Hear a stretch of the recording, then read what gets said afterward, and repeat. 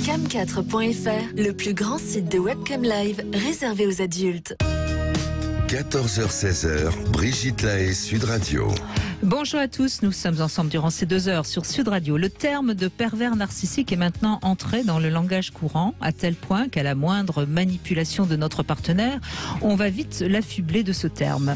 Or, entre une séduction, une manipulation peut-être un peu exagérée, afin d'obtenir ce qu'on espère de son partenaire, et le vrai pervers narcissique, il y a bien sûr des différences essentielles, et c'est important de les comprendre. C'est avec Hélène Vecchiali qui va d'abord nous expliquer comment on reconnaît ce pervers ou cette perverse narcissique, parce qu'évidemment il y a aussi des femmes. Et puis on verra que dans une relation avec ce genre de personnes, mieux vaut fuir, parce que vous ne changerez pas un partenaire pervers narcissique. En revanche, quelqu'un d'un peu égocentrique, manipulateur ou même très narcissique, eh bien vous pourrez quand même peut-être améliorer la relation. Donc mieux vaut faire le bon diagnostic, et c'est ce que je vous propose de faire durant ces 2 heures avec Hélène Vecchiali. Donc n'hésitez pas à venir nous rejoindre pour témoigner si vous avez l'impression que votre partenaire est peut-être un petit peu, enfin en tout cas n'est pas tout à fait aussi bien que vous l'aviez imaginé en le rencontrant, parce qu'évidemment quand on les rencontre, les pervers narcissiques, c'est comme les escrocs, hein. Sinon on n'accepterait pas de s'engager avec eux. Notre numéro, vous le connaissez, c'est le 0826 300 300. Bonjour Hélène Vecchiali. Bonjour Brigitte. Alors vous avez été sans doute une des premières à écrire sur les pervers. C'était Mettre les pervers, échecs et maths, chez Marabout. Donc c'est un livre qui remonte déjà à plus de 15 ans, je crois. Non, peut-être pas. Oh, si, je sais pas. Enfin, en tout cas, au moins 10 ans. J'ai pas d'idée, moi. Vous réfléchirez pendant la prochaine pause. 8-9 ans, je dirais. Bon, enfin, quand même. C'est pas mal. C'est pas mal. Et donc, ça fait. Je crois qu'on n'a jamais tellement abordé ce sujet avec vous. Si, une fois, je crois. Bon, en tout cas, on va l'aborder aujourd'hui, parce que chaque auteur qui a écrit sur les pervers narcissiques a une vision un peu différente, mais c'est normal, on est tous différents. Et déjà, j'aimerais bien que vous me donniez peut-être pas la définition, parce que c'est difficile de donner la définition, mais qu'est-ce que vous diriez c'est qui un pervers narcissique? Eh bien, ce qui est important de savoir, c'est que c'est quelqu'un qui est malade. C'est-à-dire qu'on n'est pas dans on va pas le plaindre. Quelqu'un qui a des défauts. Non, mais c'est pas quelqu'un qui a des défauts, qui est pas très clair, etc. Non, c'est quelqu'un qui est malade et qui est dans les structures. Je sais pas, parce qu'en même temps on peut pas le soigner. Oui, mais c'est un malade incurable. D'accord. Voilà. Donc un malade incurable qui est dans une structure psychologique qu'on appelle borderline. Qu'est-ce que ça veut dire ? Bien, pour faire de façon synthétique et un peu grossière, c'est qu'il est à la limite entre les gens normaux et les gens qui sont plus dans la folie. Voilà. Et il a une peur bleue, inconsciente, de basculer chez les fous. Vraiment entre guillemets. Alors, qu'est-ce que c'est qu'un pervers narcissique ? Eh bien, c'est une personne qui considère que l'autre est un objet et un objet à détruire. Voilà, c'est la définition la plus simple qui puisse exister, mais malheureusement la plus vraie. Alors, quand vous dites est un objet à détruire, vous voulez dire que c'est conscient, ça, chez lui, ou c'est inconscient ? Non, c'est spontané. Spontanément, chaque fois qu'il voit des êtres humains, eh bien, il voit des objets, et des objets qu'il veut absolument détruire psychologiquement pour en jouir. Sauf que c'est pas la bonne solution. Il choisit cette solution-là parce qu'il a que ça comme comportement à sa disposition. Et la jouissance n'est pas à la hauteur de ce qu'il attendait. Donc il faut recommencer, sans cesse recommencer. Et en général, il choisit des personnes qui sont plutôt des belles personnes, tant qu'à faire. Oui, on voilà. Va pas choisir des mauvais objets. Voilà, si on prend la métaphore du vampire, il va pas prendre un sang putride. Donc en revanche, un sang champagnisé, c'est dur à dire ça. Un sang champagnisé, ça, alors là, ça vaut le coup, quoi. Donc il faut que ce soit des belles personnes, qui soient joyeuses, qui aient le goût du bonheur, qui soient vraiment pétillantes. Et son but, c'est de les éteindre à petit feu. Voilà, c'est de les éteindre à petit feu. Mais ces personnes-là ont une faille dans laquelle il va s'engouffrer, c'est-à-dire que ce sont souvent des personnes qui ont pas trop confiance en elles, et des personnes souvent qui veulent sauver l'autre. Donc c'est génial, il se fait passer pour une victime, le pauvre malheureux, l'autre veut le sauver et hop, c'est parti, elle entre dans ses filets et là il y a toute une stratégie et tout un tas de techniques qui sont incroyablement mises au point et qui font tomber la victime. Et alors évidemment au début ils sont tout à fait sympathiques, attirants, séduisants. Bien sûr. Enfin... Alors c'est la phase qu'on appelle la lune de miel. Donc pendant cette phase-là, ils vont faire en sorte que tous les désirs de leur victime soient satisfaits et ils vont pousser plus loin le vice inconscient, c'est-à-dire qu'ils vont scanner la personne et percevoir des désirs inconscients que la personne elle-même ne connaît pas et qu'ils vont satisfaire. Donc il va y avoir un sentiment de complétude. J'ai dans mon livre, là, Mettre les pervers échecs et maths, dans mon livre, je cite une personne qui dit j'étais comme au buffet du Club Med. Il y avait tout à ma disposition et tout pour me satisfaire. C'était incroyable. Est-ce que ce sont des gens qui ont plutôt réussi dans la vie ou pas forcément? Pas forcément. Pas forcément. On leur prête une grande intelligence, ce qui est faux. Ils sont brillants parce qu'ils arrivent à s'approprier les idées des autres et à les mettre en avant. Donc plutôt opportunistes, etc. Oui. Et puis, mais dès qu'ils peuvent accéder à des postes de pouvoir, ça c'est intéressant parce que là, ils vont avoir multitude de personnes qui vont pouvoir manipuler. Et ce qui est plus grave, il y en a quand même pas énormément, mais il y en a pas mal chez les psychothérapeutes et les psychanalystes, parce que là, les victimes leur sont présentées sur un plateau. Évidemment. Alors, on dit qu'il y en a de plus en plus dans la société actuelle, des personnes avec des... Oui, je crois qu'il y en a de plus en plus, parce que effectivement, c'est des personnes... L'origine des pervers narcissiques, qu'est-ce qui fait que quelqu'un devient pervers? Donc, ce sont souvent des hommes, mais vous avez eu raison de le préciser, il y a aussi des femmes, mais ce sont souvent des hommes parce que jusqu'à aujourd'hui, ce sont les femmes qui accouchent d'enfants et que quand une femme accouche d'un garçon, une femme qui est pas forcément perverse mais qui est plutôt très narcissique et puis dans une souffrance identitaire, de voir quelle femme a engendré un petit garçon, eh bien, elle va s'en servir comme d'un phallus. C'est-à-dire, voilà, avec lui, je suis dans la toute-puissance et je vais m'approprier ce petit garçon-là et en faire ce que je veux. Et donc, le petit garçon... cette emprise qu'a la mère sur ce garçon va le rendre pervers narcissique. Oui, parce qu'il va découvrir dans ses premiers liens qu'un lien affectif, c'est dangereux et qu'il peut y perdre sa vie psychique. Et donc, sa meilleure défense, ça va être l'attaque. Donc, il va attaquer tous les autres liens. C'est ce que disent d'ailleurs certains thérapeutes, c'est que ça vient de l'enfance, oui. ce trait de pervers narcissique. Oui, tout à fait. D'où, encore une fois, la nécessité de protéger au maximum les enfants. Bien sûr. Maintenant, c'est compliqué parce que qui peut se rendre compte qu'un enfant est en danger dans une famille? Le père. Et c'est là où il y a un problème, c'est que souvent, ces mères abusives, qui sont incestuelles, c'est-à-dire qu'il ne va pas y avoir de passage à l'acte, mais elles vont s'approprier l'enfant comme s'il lui appartenait en tout et pour tout, eh bien, il n'y a pas de père qui vient séparer ça.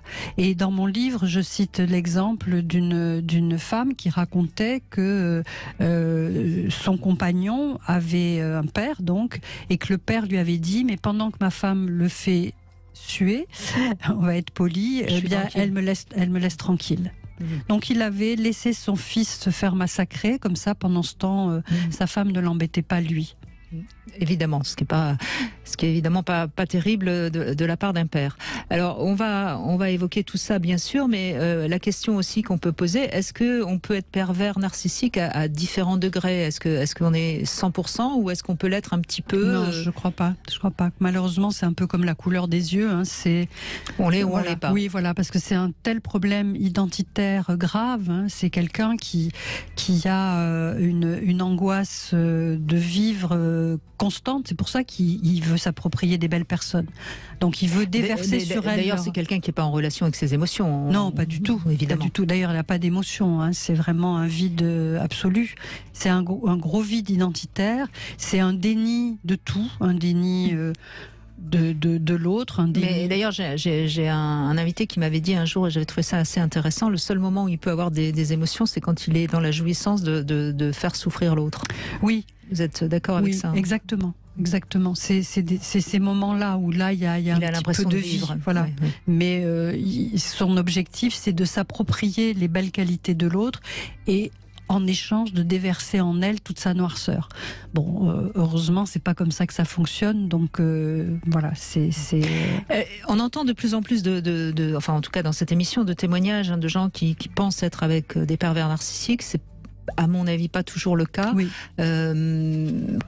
Comment on peut faire la différence? Enfin, on va le faire pendant ces 2 heures, bien sûr, mais est-ce que vous avez déjà comme ça un indice qui peut aider ceux qui nous écoutent? Oui, la différence, elle est que tous les gens qui sont manipulateurs, méchants, égocentriques, etc., sont des gens qui vont utiliser l'autre pour quelque chose, parce qu'ils ont un objectif.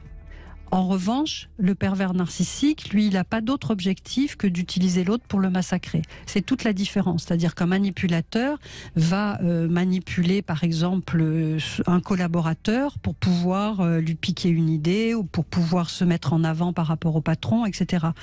Tandis qu'un pervers narcissique, il manipule pas pour obtenir quelque chose, il manipule pour manipuler.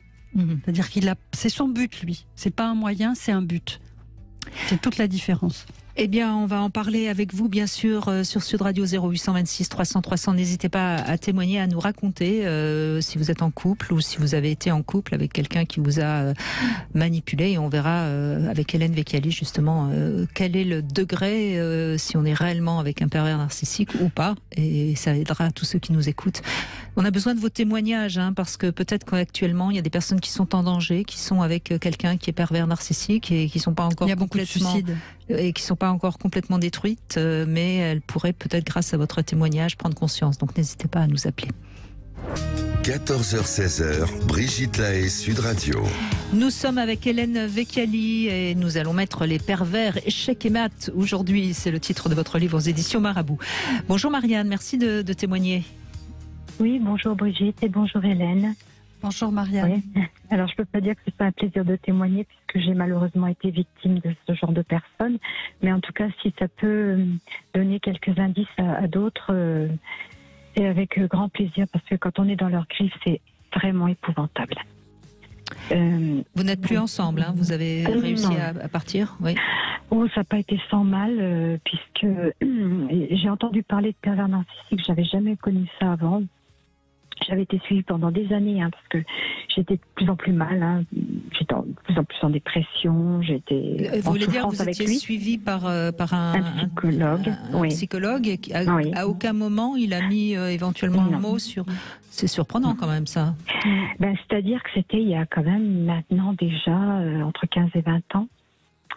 Et j'étais suivie dans une ville où il était extrêmement connu. Je ne parlais absolument jamais de lui. Je détournais sans cesse les problèmes qui m'envahissaient. Je mettais la lumière sur des choses réelles, mais pas lui, ayant trop peur que ça puisse lui retomber dans les oreilles.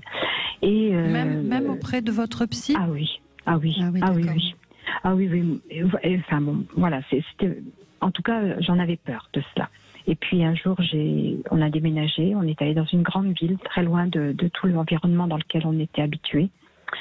Et c'est pas pour autant que c'était plus simple pour moi, mais j'étais en un an de temps, j'ai sombré encore plus. De toute façon, ça ne s'arrête jamais avec eux, c'est toujours de plus en plus. Et là, en urgence, j'ai été envoyée auprès d'un psychiatre. Et à la première séance, le psychiatre avait déjà mis un doigt sur ce que j'étais, en me posant une question pour la séance suivante. Et quand je l'ai quitté, je me suis dit, c'est pas possible, il a vu tout ce que je lui ai pas dit. C'était quoi la question? Alors, la question peut paraître bizarre comme ça. Je lui ai raconté ce que je disais toujours avant, à d'autres personnes, les sources de mon malheur, mon enfance, etc. Et il me dit, bon, alors, j'ai tout pris, j'ai tout entendu ce que vous m'avez dit, mais ce que je voudrais que vous réfléchissiez, ce sur quoi je voudrais que vous réfléchissiez la prochaine fois, c'est, et vous, votre vie de femme? Et là, je me suis dit, mais jamais j'ai évoqué mon mari. Jamais je l'ai nommé, jamais rien. Et il me pose une question qui finalement est essentielle.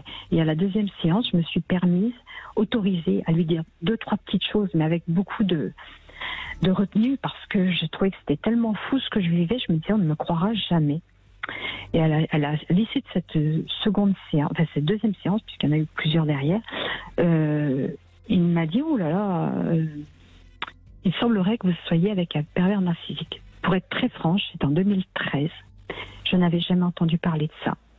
Et toujours avec la même franchise. Pourtant, je vous assure qu'en 2013, déjà, j'en parlais, moi. Hein. Oui. Ah ben ouais, malheureusement, c'était à cette période que j'ai commencé à écouter vos émissions. Grâce à lui, parce qu'il me montrait que j'étais tellement nulle que voilà, vous voyez ce que je veux dire. Hein.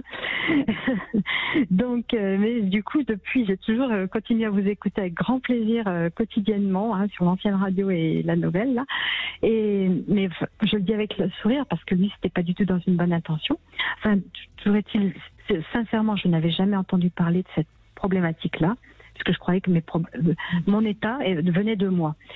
Mais donc vous étiez avec lui avec cet homme depuis longtemps déjà. Alors en 2013, ça faisait 23 ans. Vous avez eu des enfants? Oh oui, 4.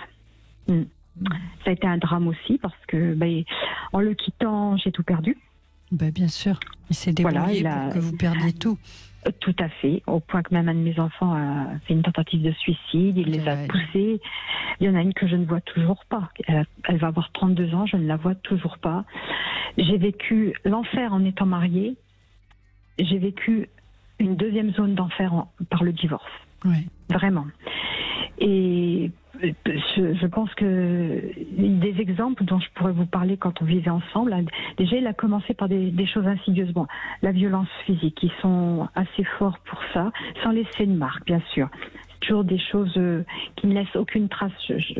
Mais c'est pas toujours le cas. Hein. C'est même assez rare chez les pervers narcissiques, parce que les violences sont plus psychologiques, mais ça arrive. Oui, ça arrive. Mais bon, c'était voilà. Mais il y a eu au début, parce qu'il est venu vivre chez moi, il me déplaçait des affaires. Et quand je retrouvais pas, il me disait mais si, c'est toi qui les as changées. Et petit à petit, je me disais mais c'est pas possible. Ce qui ne m'arrivait pas avant, j'avais l'impression de perdre un peu la tête. J'étais jeune, je me disais c'est pas possible. Et ça me mettait aussi en colère contre moi-même. Ça me mettait dans un état de nervosité, à perdre du temps et à me dire mais qu'est-ce que je deviens. Rendre l'autre fou, c'est vraiment un des projets. Rendre l'autre fou. Oui. Et puis, alors il était très boudeur, par exemple. Pour un détail, il ne me parlait plus. Et j'avais beau revenir, j'ai testé 50 000 choses de toute façon avec lui. Et au bout d'un moment, alors ça pouvait être une demi-journée, une journée, 3 jours, c'était très variable, une semaine, le plus quand on était dans notre première ville. Et il revenait, puis il me disait, tu vois, je suis obligée de revenir parce que toi tu reviens jamais. Ouais, c'est toujours vous la coupable de toute façon. Oui. Mais oui. Et je suppose qu'il avait fait le vide aussi autour de vous. Ah oui. Mais ils sont très forts. Et un des points que mais quand vous l'avez rencontré, vous l'aviez trouvé séduisant, j'imagine. Alors moi j'étais dans un contexte un petit peu particulier d'un endroit religieux où il y avait un peu un groupe, un effet de groupe et c'était un peu particulier. Du coup j'avais bien identifié 2-3 petites choses, même si je le connaissais pas beaucoup. Mais on m'a dit oh non t'inquiète ça va aller. Oui ça a été mais ça a été que ça n'a pas été parce que justement un des points qui est fort je trouve c'est qu'il mente énormément et il mente tellement bien. Ils sont des experts dans le mensonge que moi, quand je l'ai quitté en 2014, sincèrement, je lui aurais donné 2-3 qualités, c'est-à-dire qu'il travaillait beaucoup, évidemment, comme ça il n'était pas à la maison et moi je faisais tout le travail. Et puis il se mettait en lumière, parce que c'était son truc, il met beaucoup en lumière par son métier. Il ne disait jamais de mots grossiers, non, il les faisait dire aux autres, et moi en premier, ce qui nous pousse tellement à bout, qui nous rend... Bien sûr. Voilà. Et je disais, c'est quelqu'un qui n'a jamais menti. Et en fait, en le quittant, j'ai découvert... Ils ne font que ça. Mais ils ne font que ça. Mais ils le font tellement bien qu'en vivant avec eux, on ne s'en rend même pas compte. Oui. En tout cas, vous décrivez bien la caractéristique du pervers narcissique. Avec Marianne, on n'a pas de doute sur... Oui. Et grâce à ce psychiatre, donc, vous avez pu prendre conscience qu'il fallait que vous sauviez. Ah ben, il n'y avait pas d'autre solution. Mais bien sûr. Oui, Ça a été terrible, hein, parce que On gagne jamais contre eux. On gagne jamais. Il faut non. partir. Il faut partir. Alors, je suis partie. Les 2 procédures de divorce, parce qu'on m'a quand même annulé la première procédure au bout de 4 ans et demi. Là aussi, hein, il a utilisé la justice contre moi. Hein. Bien sûr. Donc, les 2 procédures ont duré presque 7 ans. Vous voyez, donc ça a quand même, là, je vous dis pas tous les travers que ça a pu générer. Et j'ai fui l'endroit où je vivais pour pouvoir avoir le divorce. Et vous me croirez si vous voulez, ça paraît tellement hors de sens. On a divorcé en novembre. En décembre, il se remettait avec quelqu'un. En juillet, il était marié. Donc très très vite, en quelques mois, il s'est remis, il a été remarié avec quelqu'un d'autre. Là, il change d'objet facilement, bien sûr. Oui. Ouais. Écoutez, Marianne, merci de ce témoignage. Merci, on Marianne. est réellement là dans l'exemple type du pervers narcissique. Donc, on démarre l'émission évidemment avec beaucoup de sympathie et de bon courage, Marianne, parce que c'est vrai que là, vous avez divorcé, mais en effet, si vous voyez plus vos enfants, vous en payez le prix fort. On va faire une petite pause. On retrouve notre Sexy News, Soisic Belin aujourd'hui. Brigitte Lahaie, Sud Radio, c'est l'instant Sexy News. Eh bien, Hélène Vecchialing, nous accueillons Soisic Belin. Bonjour Soisic. Bonjour Brigitte, bonjour Hélène. Bonjour Soisic. J'aimerais attirer votre attention aujourd'hui sur le livre du journaliste Mathieu Palin, Nos pères, nos frères, nos amis, aux éditions des Arènes, qui parle des violences faites aux femmes. Alors selon l'Observatoire des violences faites aux femmes... C'est intéressant, c'est donc un homme qui évoque les violences faites aux femmes. Oui, c'est intéressant. C'est pour ça que je l'ai choisi lui, alors qu'il y a quand même pas mal d'autres livres sur le sujet. Donc les chiffres nous sont donnés par l'Observatoire des violences faites aux femmes. En 2021, 122 femmes sont tuées par leur partenaire, 23 hommes sont tués par leur partenaire, eux, et 14 enfants sont tués par Alors, sur les 23 hommes, il y en a peut-être qui sont gays. Hein. C'est peut-être pas que des femmes qui ont tué les 23 hommes. Il n'y a pas de précision, effectivement. Oui, mais je pense que c'est important. Enfin, encore une fois, il y a des femmes qui tuent leurs conjoints. Légitime défense aussi. Je suis pas en train de... Mais il est fort probable que sur les 23, ce ne soit pas que 23 femmes. Enfin, je sais pas. Hein, je ne m'avancerai pas là-dessus. Je ne peux rien. Enfin, je n'ai pas effectivement creusé le sujet. Enfin, de toute façon, on voit la différence entre 22 et 23. Quand même une force physique aussi, donc de fait, dès le départ, il y a une différence. Des livres sur le sujet, comme je vous le disais, effectivement, il en pullule, c'est bien normal, on est dans l'ère de la dénonciation, dans l'ère de la conscience, du changement. On veut déconstruire les schémas et parfois, on ne veut pas seulement accuser, dénoncer, mais aussi comprendre ce qui se cache derrière ces violences domestiques, ces drames qui ont souvent lieu à l'intérieur même du foyer, un lieu qui devrait pourtant respirer la tranquillité, l'apaisement, le bien-être. Si dans ce lieu privé, dans ce cocon, vous n'êtes plus en sécurité, c'est la fin d'un apaisement physique et psychique. Et c'est ce que l'on a notamment pu constater lors des confinements où les violences conjugales ont été médiatisées, les violences au sein du foyer. Sur les enfants aussi. Oui, voilà, c'est ça, qui implique aussi donc les enfants. Même si on pense réussir à les préserver, ces derniers ne sont pas touchés physiquement, mais ce n'est pas anodin de voir sa mère se faire battre, maltraiter, de voir son père hors de lui, hors de contrôle. Alors ici, Mathieu va interroger ces foyers qui sont des lieux de tension. Il raconte, dans le style très actuel que l'on nomme littérature du réel, un entre-deux mêlant écriture romanesque et journalisme d'investigation, son incursion dans cet univers de la violence que l'on portraitise parfois à gros traits, très manichéen, en désignant le coupable et la victime. Il ne fait pas l'impasse ici sur ceux que l'on nomme les bourreaux, qui sont aussi des victimes. Alors attention, je m'explique, je pèse mes mots. C'est important pour comprendre les mécanismes en jeu.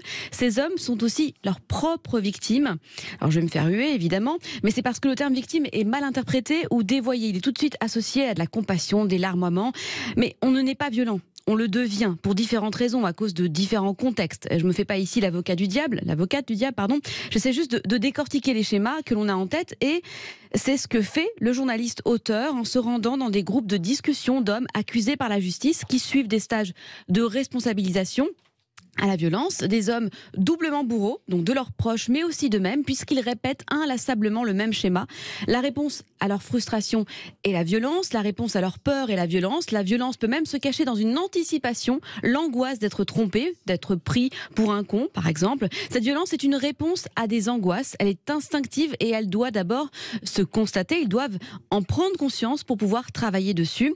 Mathieu interroge l'enfance, Mathieu c'est le journaliste, donc le parcours, le contexte qui mène aux scènes de violence. L'éducation y est pour beaucoup, apprendre à parler, à s'exprimer, à mettre des mots sur ses ressentis, évite de passer par les coups. Il le dit, ces générations où la violence était admise dans la famille est coupable de ces schémas. Il faut donc reconstruire, et la justice aussi a son rôle, celui de pénétrer les sphères privées et faire de ces sujets des questions sociétales. Alors j'ai posé à Mathieu la question de la fatalité qui revient souvent chez des petits garçons notamment qui ont peur de reproduire ensuite à l'âge adulte et donc de devenir des récidivistes. Qu'en est-il? On l'écoute. Quand je suis arrivé dans ce groupe, la première surprise, ça a été de voir que ces hommes condamnés qui, pour certains, étaient multirécidivistes et qui presque tous sortaient de prison, étaient quand même face à une incapacité à pouvoir dire « oui, j'ai frappé ma femme, oui, j'ai un problème, et si je suis ici, c'est pour essayer de le résoudre ». Le déni était comme presque une colonne vertébrale autour de laquelle ils avaient agrégé tout leur discours. Et j'avais l'impression qu'accepter de dire c'est vrai, j'ai un problème, c'était potentiellement accepter de s'effondrer. Et je pense que c'est aussi une manière de continuer à pouvoir se regarder dans la glace, de dire je l'ai pas fait, plus on le répète, plus on y croit. Je suis pas très optimiste sur les toutes prochaines années, mais il y a quand même un contexte qui permet une prise de conscience, déjà de mecs comme moi, mais aussi des gars qui sont concernés directement par la violence conjugale et qui peut-être se posaient pas forcément la question. C'est le cas notamment dans le livre d'un personnage comme Franck, qui dit moi je savais même pas que c'était problématique de battre sa femme parce que mon père, ma mère, il l'a tapé le matin, il l'a tapé le midi, il l'a tapé à 4 heures, il l'a tapé le soir. Et en fait, l'évolution de la société, le fait que la norme ait bougé et qu'aujourd'hui la justice dise en fait ces histoires, c'est pas juste des histoires de famille, c'est des histoires qui nous concernent et on va rentrer dans les familles pour les trancher. C'est très juste ce qu'il dit Hélène Vicali, c'est tout à fait intéressant. Mais je pense que tant qu'on ne comprendra pas que c'est à l'école et à la petite école, l'école primaire, qu'il faut faire passer les informations aux enfants, on n'avancera pas. C'est pas. Moi, j'ai un ami ancien commissaire qui travaille avec justement des hommes violents et il me dit sur les 10, il y en a à peine 2 qui sont capables de comprendre et de changer. Oui, vous avez raison, Brigitte, à l'école et à la maison, mais à l'école, à la maison, quand les parents frappent, c'est sûr que. Mais à l'école, moi, dans mon avant-dernier livre, là, Le silence des femmes, je raconte qu'un ami architecte qui a fait beaucoup de sport collectif me disait, parce que j'ai interviewé des hommes en disant qu'est-ce que ça serait comme solution pour ces violences faites aux femmes, qu'est-ce qu'il faudrait faire, et il me dit mais peut-être déjà apprendre aux petits garçons à perdre. C'est-à-dire quand ils font des jeux collectifs ou des jeux individuels au tennis, au rugby, etc., leur apprendre à perdre. Et ce qui fait qu'ensuite, quand une fille va leur dire non, ils vont accepter de le prendre en compte parce qu'ils auront compris qu'on peut perdre. Et ça, c'est la frustration et le lâcher prise. C'est vraiment quelque chose d'important, ça. Ouais, non, effectivement, mais en tout cas, on est sur la bonne voie. Au moins la société en parle de plus en plus parce que ça fait très longtemps que la violence faite aux femmes est interdite, mais on en parlait finalement très peu. Et aujourd'hui, c'est vrai que le discours médiatique fait bouger quand même, je pense, les choses. Mais on voit bien ces hommes qui sont dans le déni finalement. Oui, et il le dit, c'est ce qui leur permet de tenir. En tout cas, son livre donne la parole aussi aux femmes, pas qu'aux hommes, à celles qui organisent des ateliers, à celles comme Ghana Atem-Ganzer, la fondatrice de la Maison des Femmes à Saint-Denis. Il y a aussi un personnage féminin qui est le fil rouge, qui s'interroge sur sa propre violence en tant que femme, sur son schéma d'entretien de la violence qu'elle a vécu enfant avec son père. Et vous l'aurez compris, donc si vous devez choisir des livres, il y en a quand même pas mal sur le sujet. Donc je vous parlais de celui-ci, Mathieu Parin, qui est très intéressant, et un autre par une femme, une journaliste qui est quand même assez experte sur le sujet, je dirais pas assez experte sur le sujet, Lorraine Descartes, qui vient de publier un livre au Seuil qui s'appelle Nos absentes, et elle aussi interroge les hommes. Et c'est important de ne pas donner que la parole aux femmes sur ce sujet. Je pense que c'est pour ça que je parlais de la question de victime, du titre de victime. Oui, bien sûr. Et puis il faut aussi toujours rappeler qu'on n'est pas victime, on n'est pas un sujet victime, on est un sujet qui subit des choses qui la rendent par moments victime, mais on reste un sujet. Il faut sortir justement aussi de ce terme victime qu'on met un peu trop à toutes les sauces. En tout cas, sujet passionnant. Je vous conseille ce livre. Nos frères Nos pères, nos frères, nos amis, aux arènes. Éditions Les Arènes. Alors justement, puisqu'on parle de livres, et aujourd'hui c'est un livre qui vient de sortir sur aussi les pervers narcissiques, c'est Anne-Clotilde Ziegler qui en est l'auteur. Pourquoi suis-je restée? C'est aux éditions Solar. Alors c'est un livre tout à fait différent du vôtre, Hélène Vecchiali, parce que là en fait elle explique pourquoi les femmes, surtout les femmes d'ailleurs, restent, et ça peut peut-être aider certaines personnes. Voilà, c'est le lien qui se crée entre le pervers et cette femme. Et c'est ce qui est vraiment intéressant quand on parle de ces phénomènes d'emprise entre un pervers et sa proie, c'est que le plus dépendant des deux n'est pas celui qu'on croit. C'est-à-dire que c'est pas la victime qui est dépendante du pervers, c'est le pervers, parce que sans sa victime, il meurt.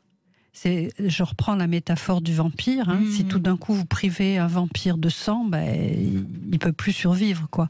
Donc le pervers, sans sa victime, il tient plus debout. Et il y a beaucoup de victimes qui, ayant entendu ça ou ayant lu mon livre, m'ont contacté en me disant « mais je viens de réaliser que sans moi, il n'est plus rien ». Et ça redonne de la force aux victimes, de se rendre compte que c'est pas elles qui sont dépendantes. Elles sont juste sous emprise dans les filets de quelqu'un qui veut les détruire. Mais lui, il a besoin impératif. Les victimes, elles peuvent vivre sans le pervers. Eux, non. Bon, et ben voilà. Merci en tout cas, Soisig Bellin. Merci beaucoup. On continue avec Paul qui va répondre à 3 questions intimes et qui pourra en poser une ensuite à Hélène. Bonjour Paul. Bonjour Paul. Hélène, bonjour Brigitte. Alors, merci de m'accueillir. Mais je vous en prie.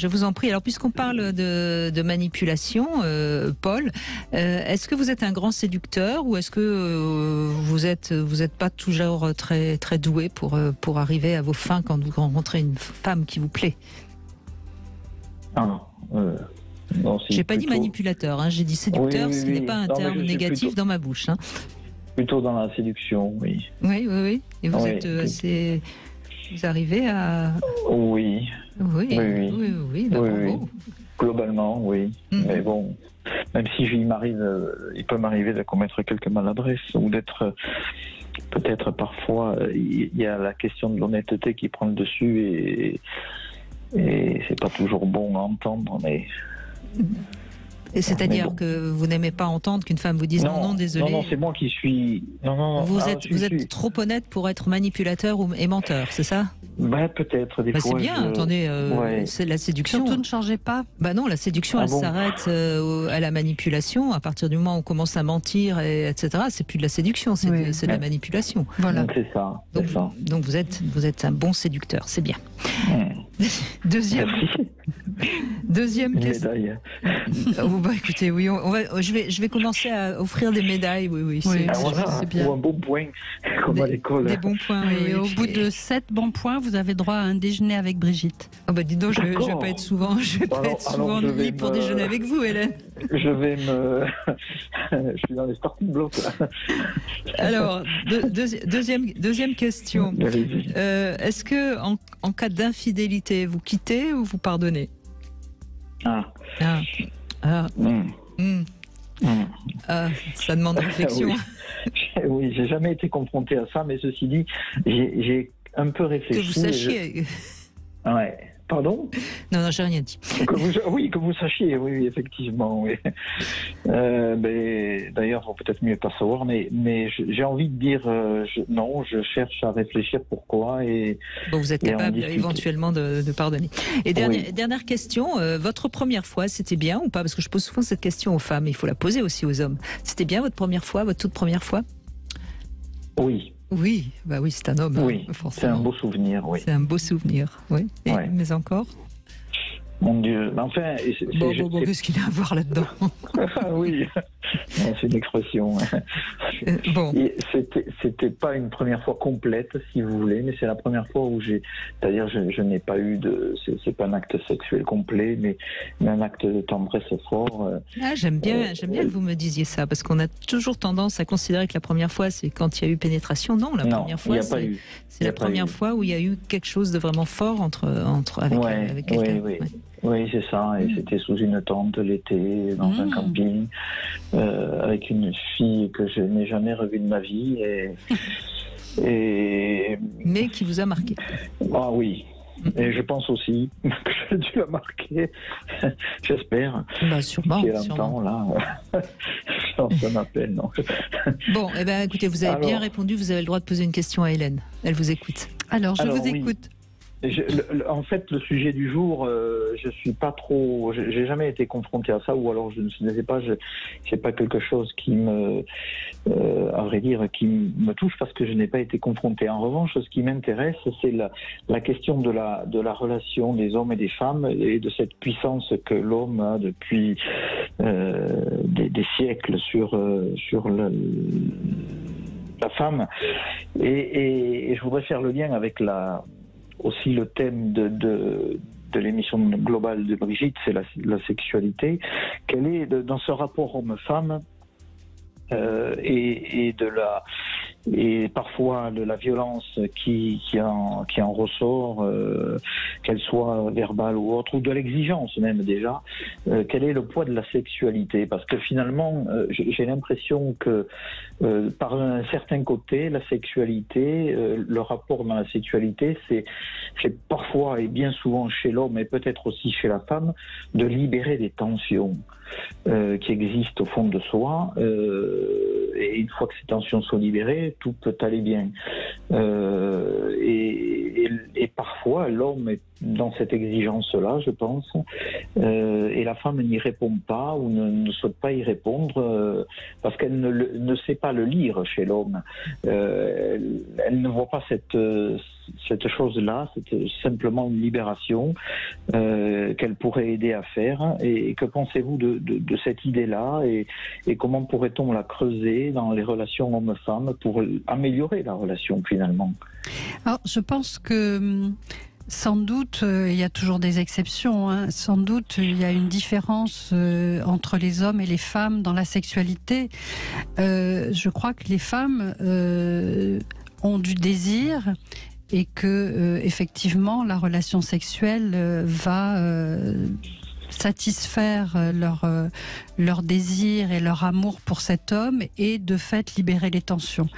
Peut-être que pour les hommes, ça peut être exactement la même chose, mais j'entends aussi que il y a une tension supplémentaire que les femmes n'ont pas forcément.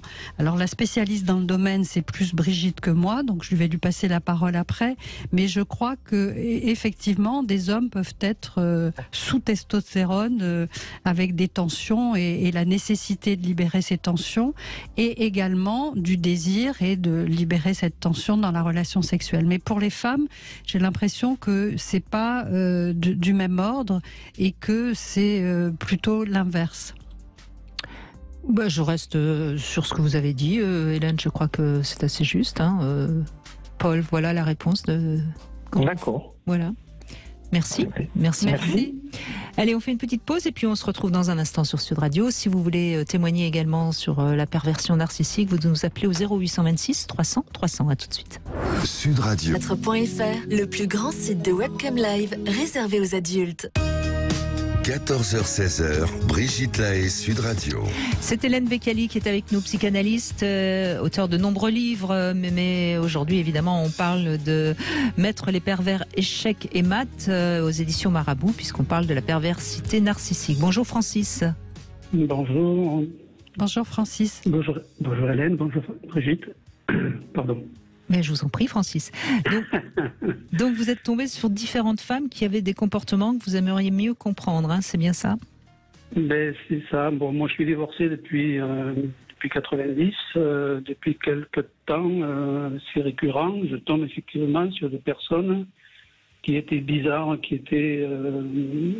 Ouais, on me disait qu'elles étaient pervers narcissiques, mais je ne le croyais pas trop. Mais chaque fois, c'était le même problème c'était récurrent. Et à un moment donné, bon, j'ai culpabilisé. J'ai dit, bon, sûrement il y a quelque chose qui ne va pas bien chez toi. Il faut que tu consultes, que tu en parles à un professionnel de santé. C'était quoi ce comportement Ben, c'était le comportement, l'entretien avec une communication floue, l'échange fréquemment d'opinions, des mensonges, preuve de jalousie, d'inverser la situation sur quelque chose qui était véridique, mais elle renversait la vapeur sur vous. Il y avait des... Alors, pour cette première personne comme sur les autres, c'était récurrent, mais en plus, moi, je les attire parce que, bon, finalement, je suis dans l'empathie. Bon, conclusion, j'ai rencontré une psycho où je lui ai expliqué ce qui m'arrivait parce que je ne comprenais pas ce qui m'arrivait pour moi. Je voulais comprendre pour voir si ça venait de moi ou si c'est mon état général ou ma façon de faire qui faisait que. Et bon, la psycho notait effectivement tout ce que je lui disais. Elle m'a dit, mais écoutez, Francis, vous êtes tombé sur une pervers narcissique, manipulatrice. Il vous faut, n'insistez pas, il vous faut fuir. Alors bon, moi, comme cette personne-là, c'était la dernière surtout, je voulais rester avec elle pour essayer d'arrondir les angles, essayer de rencontrer avec elle une professionnelle pour essayer de dialoguer un peu, pour essayer de trouver une solution pour justement pouvoir continuer. Bon, elle n'a pas voulu, et puis voilà. Et puis, c'était la personne qui tout d'un coup vous disait « Mais tu comprends maintenant pourquoi je suis seule ?» avec un ton comme ça. Donc... Est-ce que ces femmes vous dénigrez, vous diffamez, vous isolez? Non, je suis musicien. Le problème, le contraire, c'est que oui, alors t'es beau, t'es beau. Sans intention aucune, tu chantes, tu plais.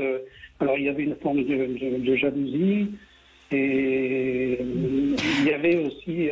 Parce que, vous savez, Francis, il y a quand même beaucoup de personnes aujourd'hui, et pas que des femmes, hein, qui sont, on va dire, borderline, pour utiliser aussi un terme très à la mode. Oui.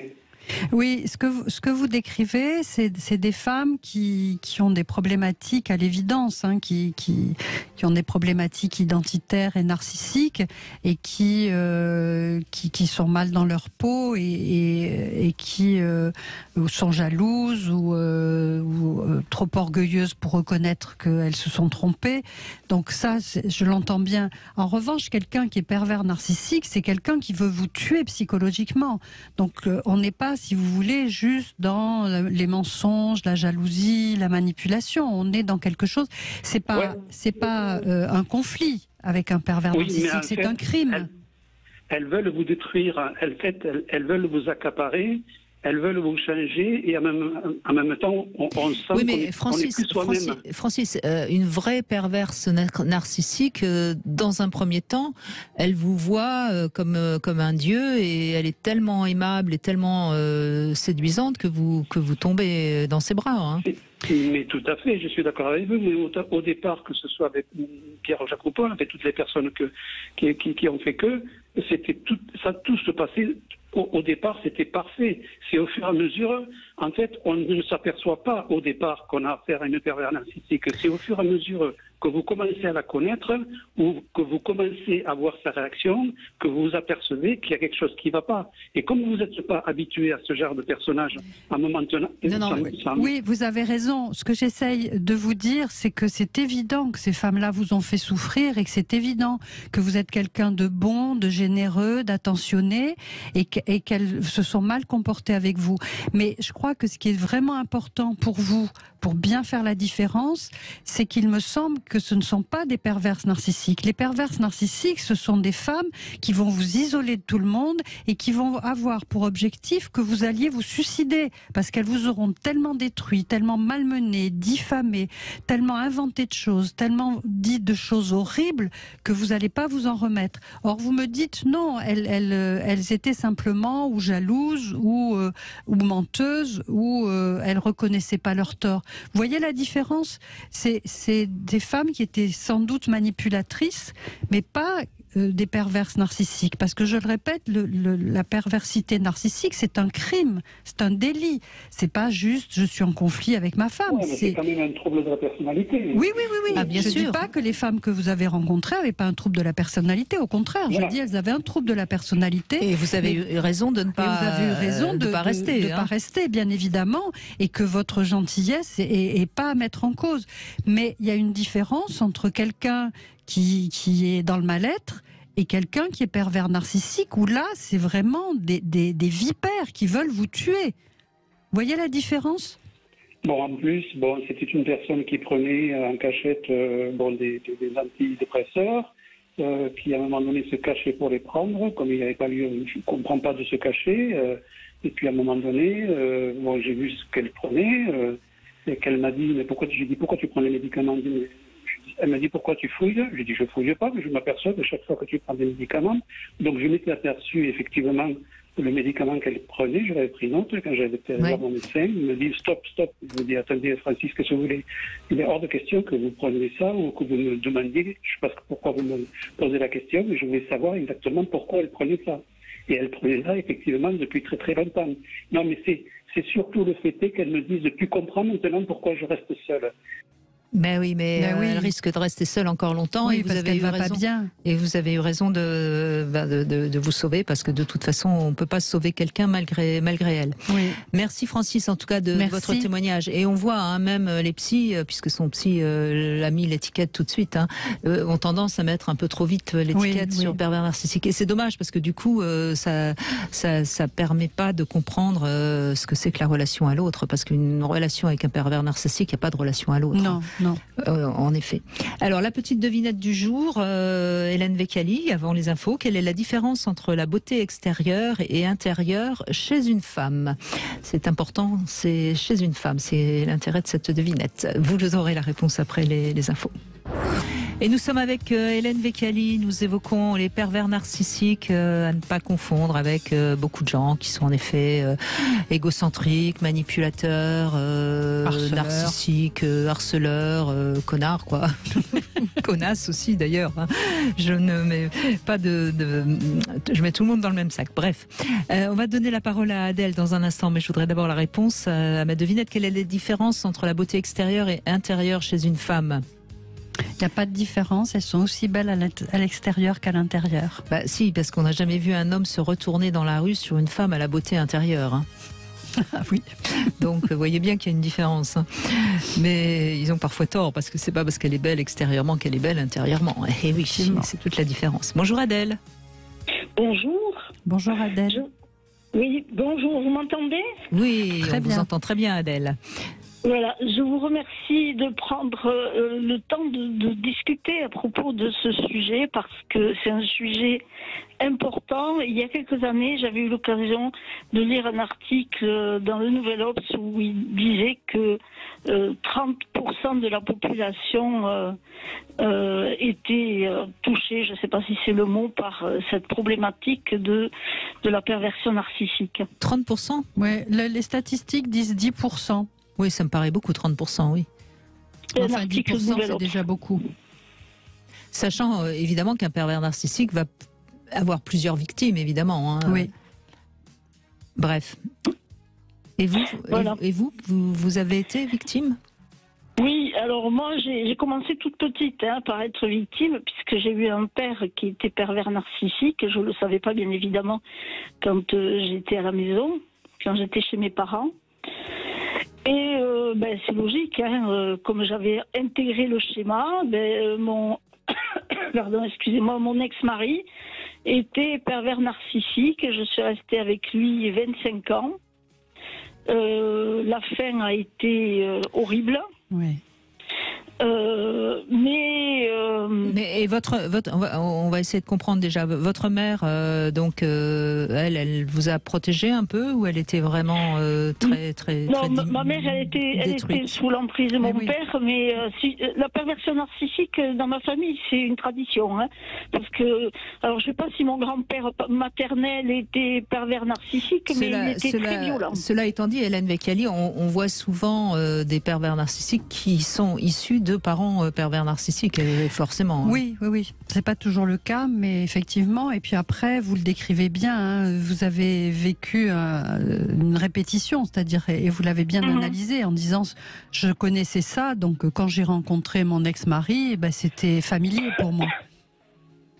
Ça m'était familier et j'y suis allée. Tout à fait. Tout à fait. Et ça a été extrêmement dur. Physiquement, pas énormément. Il y a eu de la violence physique, mais ça n'a pas été la partie la plus significative. La partie la plus significative. Justement, je pense à une question importante. On en a parlé tout à l'heure avec Soisic Belin. Dans la violence faite aux femmes, est-ce que il y a très peu de pervers narcissiques qui tuent leur compagne, hein, forcément, oui. Généralement, les pervers narcissiques, c'est le meurtre parfait parce que c'est une violence psychologique. C'est pour ça que c'est entré dans la loi maintenant, la violence psychologique, parce que, et en particulier, le fait de pousser quelqu'un au suicide. C'est entré dans la loi maintenant. Mais ils sont pas toujours, ils sont rarement d'ailleurs violents physiquement. Mais bon, vous avez eu la totale là, de ce que j'entends. Oui, moi j'ai eu la totale. J'ai eu la totale. Après, je l'ai dit, hein, physiquement, il y a eu 3 fois où j'ai été touchée physiquement. C'est 3 fois de trop. Mais ça a été psychologiquement. Là, par contre, c'était un pervers narcissique de haut vol. Hein. Oui. De haut vol. Et donc, comment vous en êtes rendu compte et comment vous avez arrêté tout ça? Parce que c'est pas simple. Hein. Comment je m'en suis rendu compte, c'est-à-dire qu'à des moments donnés, j'avais des flashs de conscience. C'est-à-dire qu'à des moments donnés, je me disais, mais je comprends pas. Il est odieux, puis il suffit qu'il y ait quelqu'un qui se présente, hop, il change de visage. Bien sûr. Bien sûr, il a plusieurs masques. Je trouvais ça particulier. Ensuite, il y avait... moi, j'ai eu droit, comme dans beaucoup de cas, hein, j'ai eu droit au cercle de la lune de miel. Donc, et plus, avec le temps, ça se rapprochait, et les cercles de lune de miel devenaient de plus en plus courts, et les phases de perversion et de violence de plus en plus importantes. Il vous a isolé de votre famille et de vos amis? Je suis arrivée à un moment donné à un stade où c'était vraiment critique. Et oui, mais vous répondez, excusez-moi Adèle, mais vous répondez pas à la question fondamentale. Hein. Qu'est-ce qui vous a fait prendre conscience qu'il fallait partir? Parce que vous n'êtes plus avec lui. C'est ce que j'allais vous dire à l'instant, à savoir qu'un jour, je suis allée à Emmaüs, je suis tombée sur un livre, mais tombée sur les pieds. Et ce livre, c'est le livre de Marie-France Érigoyen, Le harcèlement moral. C'est la première, hein, d'ailleurs, qui a écrit réellement... Enfin, c'est Paul Racamier qui a parlé le premier des pervers narcissiques, mais je crois que c'est le premier livre, c'est de Marie-France Érigoyen, en effet. Et là, quand j'ai lu ça, au départ, quand finalement je l'ai acheté, mais moi je me disais, ça sert toujours par rapport au travail. Ça peut servir par rapport au travail. Comme il y a 2 volants. Et en fait, le volant en famille, je ne l'ai pas relu 2 fois. La première, je pouvais citer des passages entiers par cœur. Parce qu'à chaque fois, je me suis retrouvée, je me disais, ben voilà, on en est là, lui, ça c'est lui, ça c'est moi, etc. Et là, à partir de ce moment-là, j'ai su que c'était mort. Ça ne reviendrait jamais en arrière. Oui, il n'y aurait pas de solution. Pardon. Oui. Voilà. Et donc là, j'ai commencé petit à petit à me préparer matériellement et psychologiquement à partir. Vous aviez des enfants? Et ce livre m'a vraiment sauvé la vie. Vous avez des enfants? Oui. À l'époque, à ce moment-là, j'avais ma fille aînée qui n'était plus à la maison. Et j'avais mon autre fille qui était encore jeune et qui était à la maison. Et donc vous êtes partie avec votre fille ou vous avez dû partir seule? Oui. Je suis restée un maximum de temps, justement pour ne pas qu'il ait la garde. Parce que c'est toute la difficulté, c'est quand les enfants sont en bas âge, si la femme quitte le foyer, elle peut perdre la garde de ses enfants. Oui, parce que le pervers narcissique se désintéresse de ses enfants, sauf s'il peut les utiliser pour abîmer encore plus sa femme. Bien sûr. Et alors, ce qui est particulier avec les pervers narcissiques, en tout cas avec lui, hein, c'est qu'on est séparés depuis 10 ans, plus 12 ans. On est séparés depuis 12 ans. Pendant longtemps, mes enfants ne voulaient plus le voir. Et ils ont repris contact avec lui. Et il continue à être très, très, très manipulateur, ça c'est une évidence. Et du coup, du coup, il y a des choses que font mes filles qui est directement en rapport. J'en suis persuadée, je peux me tromper, mais j'en suis persuadée, c'est télécommandé. Elles ne se rendent pas compte, mais c'est télécommandé. Oui. Mais bien sûr, parce qu'il doit être dans un jeu de séduction absolue auprès d'elle. Pour se faire valoir par rapport à la séparation et de ce fait insidieusement pour faire valoir qu'en fait c'est vous qui êtes responsable de cette séparation et que lui il est exceptionnel et que voilà que c'était pas une bonne idée de le quitter parce que c'est un homme admirable, donc c'est compliqué pour elle quoi. Et alors, ce qui se rajoute, ça étonne les gens quand je dis ça, mais c'est que, en fait, sur la fin de ma relation avec lui, je me suis rendu compte qu'il me trompait allègrement et en fait, il était homo, ce que je n'avais pas voulu voir. Donc, ça s'est rajouté. Ça n'a pas été la chose la plus dure à entendre. Hein. Oui, sûrement. Le plus dur, ça a été sa perversion narcissique. Et donc, comme tout pervers narcissique qui se respecte, étant tout seul, ça a été terrible pour lui. Il s'est dépêché de trouver une nouvelle proie. Bien sûr. Et il a mis grand-peine dessus et il s'est marié avec. Et il se débrouille toujours pour apparaître comme la pauvre victime qui a été lésée par moi, alors qu'il n'a pas été lésé du tout, hein, parce qu'il a réussi le tour de force majeure de se faire payer des séances de psychanalyse par mois. Bref. Et donc, il est... En fait, ce qui m'a été dit un jour par rapport à lui, c'est qu'il se fait toujours passer pour quelqu'un de fragile. Et lorsqu'il voit, oui, c'est une arme, c'est-à-dire soit il est persécuteur, et puis quand il voit que ça marche pas, il se transforme en pauvre victime qu'il faut sauver parce que le pauvre, il est très malheureux. Donc c'est ça qui est extraordinaire. Hein. En fait, c'est un immense comédien qui peut prendre tous les masques possibles et imaginables parce qu'il n'a pas d'identité. Il a un vide identitaire, ce qui fait qu'il peut adopter toutes les personnalités qui sont nécessaires pour abîmer l'autre.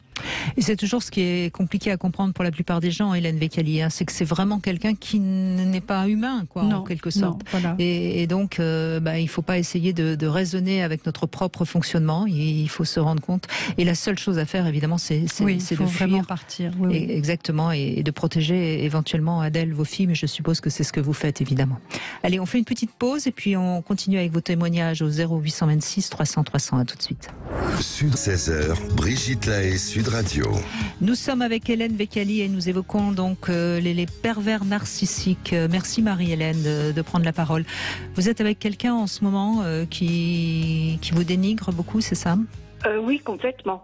C'est-à-dire que je suis mariée depuis 19 ans avec une personne que je n'ai pas imaginée comme ça au départ et qui a su me manipuler doucement. Mais comme je suis très empathique et que je me disais à chaque fois qu'il se passait des choses pas normales pour moi, je disais « Oh, ça va passer, c'est rien, il est énervé, c'est pas grand-chose, demain ça ira mieux ».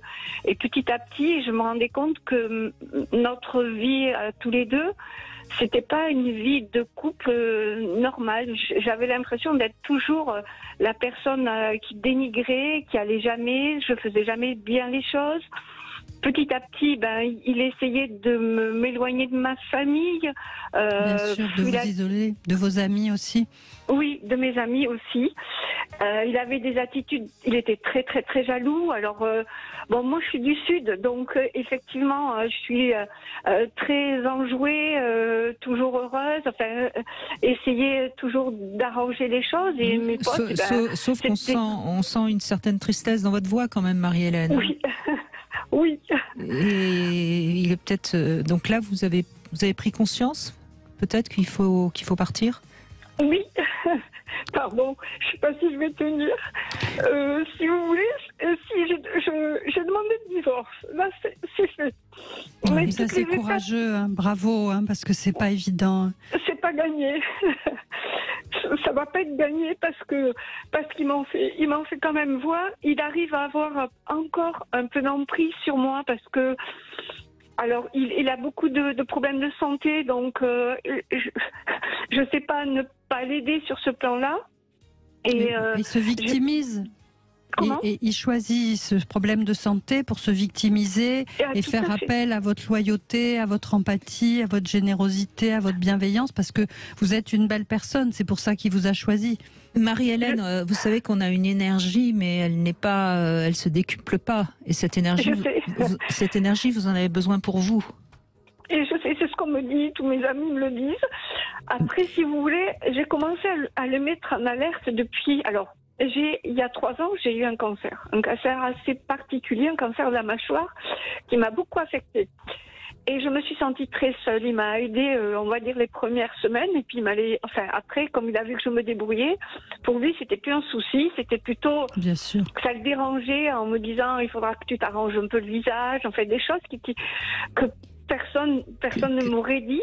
Et que quand lui me disait, oui, ton sourire, t'es un peu de travers. Enfin, c'est horrible. Des choses que personne n'aimerait entendre. Mais bien sûr. Mais donc ça a été un premier pas. Puis j'ai commencé à vraiment réaliser qu'il n'était pas là pour me soutenir. Vous savez, Marie-Hélène, j'ai l'habitude d'écouter des témoignages de personnes qui sont tombées sur des pervers narcissiques, et c'est très souvent suite à une maladie ou suite à quelque chose qui touche le corps que les personnes commencent à prendre conscience.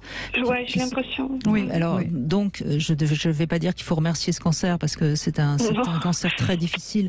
Oui, mais après je suis guérie, enfin, honnêtement. Bien sûr, mais vous avez traversé quand même cette épreuve qui était une épreuve difficile.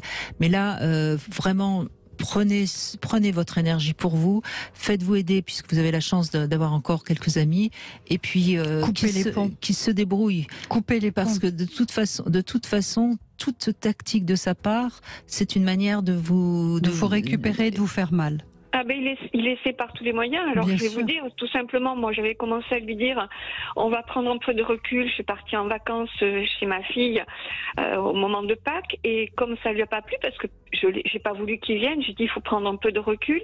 Et vous savez ce qu'il m'a répondu quand je suis rentrée. Enfin, au bout d'un mois, j'ai trouvé qu'il était un peu bizarre. Il y avait des choses qui me surprenaient, et j'ai compris qu'il était avec quelqu'un d'autre, qu'il avait trouvé quelqu'un d'autre, et donc il m'a dit mais c'est ma vengeance. C'est le terme qu'il a employé. Marie-Hélène, s'il a retrouvé quelqu'un d'autre, c'est ce qui peut vous arriver de mieux, parce que ça va faciliter le divorce. S'il a une autre victime sous la main, et ben comme ça il vous laisse tranquille.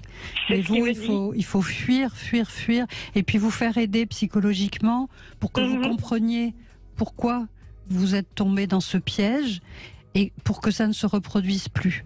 Parce que c'est souvent des phénomènes de répétition. Donc il faut absolument que vous repériez ce qui s'est passé pour que plus jamais vous soyez sous l'emprise de quelqu'un de malade comme ça. Ah oui. Après, je voulais rajouter une petite chose qui était importante que personne n'a abordée. Par rapport à lui, si vous voulez, lui, il a un problème avec l'argent. C'est-à-dire que il fait payer aux autres. C'est-à-dire que moi, quand je l'ai rencontré, donc on a fait pas mal de voyages, et à chaque fois, c'est moi qui payais. Mais vous savez, quand vous aimez, vous comptez pas, vous voyez pas. Oui, mais ce sont des gens qui sont radins, sauf s'ils sont en public, et que là, tout d'un coup, il faut faire preuve de générosité parce qu'il y a des témoins et que ça va redorer son blason. Sinon, en privé, ce sont des gens hyper radins, qui font pas de cadeaux, qui font payer l'autre. C'est une catastrophe, quoi. Oui, voilà, l'argent, séducteur et jaloux, et donc et puis une intolérance qui est phénoménale, quoi. Il y a des attitudes où je suis restée mais profondément affectée, et il a fait des choses. Alors il est violent en parole. Oui. Il m'a jamais touchée. Au contraire, je pense qu'ils sont très forts à ce niveau-là. Voilà. Faut pas laisser de traces. Et donc c'est avec leurs mots, avec ces mots qui peuvent vous faire aussi mal qu'un coup de poing, je veux dire très bêtement. Oui. Mais parallèlement à votre divorce, Hélène Vecchiali a raison. Commencer une thérapie avec quelqu'un, ça va vous faire du bien de pouvoir parler, de mieux comprendre ce que vous traversez. Ça sera peut-être un peu long, mais ça sera. Je pense, parce que je lui ai même dit, je pense qu'il a détruit la que, vous voyez, Marie-Hélène... Non, il n'a pas détruit. Non, il faut oublier. Mais Marie-Hélène, ce qui est sûr, et ça c'est important, je le signale aussi pour ceux qui écoutent, c'est qu'actuellement, vous ne pouvez parler que de lui. Et ça, c'est le signe que vous êtes encore sous l'emprise. Et c'est ça qu'il faut arriver à débloquer avec un thérapeute. Il va falloir que vous puissiez parler de vous, parce que c'est vous la personne la plus importante, et c'est pas lui.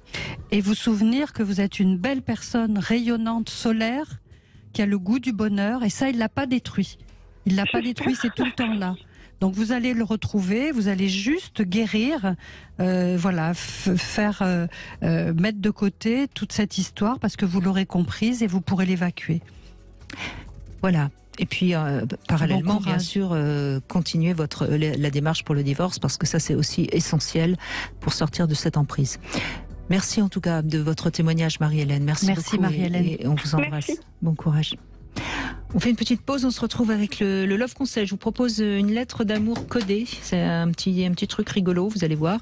Et puis, bien sûr, vous aussi, n'hésitez pas à prendre la parole pour ceux qui écoutent.